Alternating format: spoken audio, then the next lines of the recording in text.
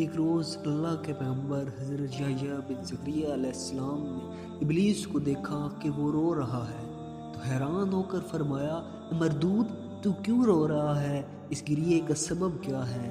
تو شیطان نے کہا، اے اللہ کے پیغمبر، میں سالوں سے اللہ کی توبہ کا دروازہ کھٹکھٹا رہا ہوں کہ کھل جائے، لیکن آخر یہ نہ کھلا۔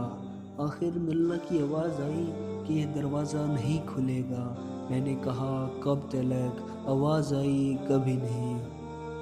یہ سب سن کر حضرت یحییٰ کا دل اس کی ہمدردی میں پگھل گیا اور انہوں نے اللہ سے دعا کی، اے اللہ، اس پر اپنی مہربانی فرما اور اس کی توبہ قبول فرما۔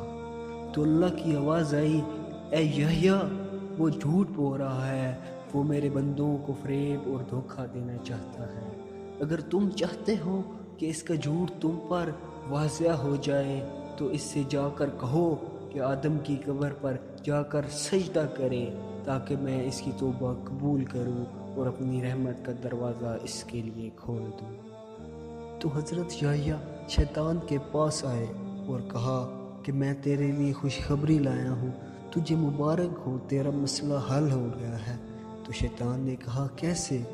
حضرت یحییٰ نے فرمایا کہ اللہ نے فرمایا ہے کہ میں نے اس کو آدم کا سجدہ نہ کرنے کی وجہ سے اپنی بارگاہ سے نکال دیا تھا، اور اگر اب وہ اس غلطی کی تلافی کر لے اور آدم کی قبر پر جا کر اس کو سجدہ کر لے تو میں اس کو اس کے مقام پر دوبارہ بھیج دوں گا۔